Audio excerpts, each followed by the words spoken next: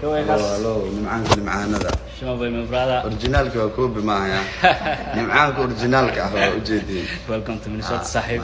Sida dhammaantiin aan ka wada dhereegsanahay waxa wadanka Mareykanka wali socdaal iyo sidoo kale dalxiis qiimo badan ku sameynaya fanaanka dhalinyarada ee Sharma Boy oo dhawaan halkaas gaaray. Balse Sharma Boy ayaa sameeyay arrin badi aysan sameyn fanaaniinta Soomaaliyeed qaasatan markay tagaan wadan ku cusub ama hore aysan u tagin. Arrintaas ayaa in fanaaniinta qaar aysan sameyn booqasho ama isarag ay la sameeyaan fanaaniinta kale ee ku nool wadanka ay tageen. Laakiinse Sharma Boy ayaa sameeyay arrin farxad gelisay dad badan. Sharma Boy ayaa mid u booqday dhawaan fanaaniinta dalmaryare iyo sidoo kale farxii kabayare oo ku nool wadanka Mareykanka. Fanaankii ugu dambeeyay oo la kulmana waxa uu ahaa fanaanka Nimcaan Hilaac. Dad badan ayaa waxay yiraahdeen Sharma waxa uu ka wanaagsan yahay fanaaniin badan oo aan qiimeyn wadanka ay tagaan fanaaniinta kale ee ku nool xitaa aan booqan saaxiibadooda fanka iskula jiraan. Laakiin Sharma waa nin qalbi nadiif ah, waxa uu booqday fanaaniin badan oo Mareykanka ku nool xitaa wali waxa uu ku sii rajo weyn yahay inuu booqdo fanaaniin kale oo wali uusan la kulmin. Kulanka Sharma Boy uu la qaatay Nimcaan Hilaac ayaa waxa uu ku sifeeyay inuu aad ugu faraxsan yahay la kulanka walaalkiisa iyo sidoo kale inuu waqti la qaato saaxiib ku qaaliya kaasoo ah Nimcaan Hilaac.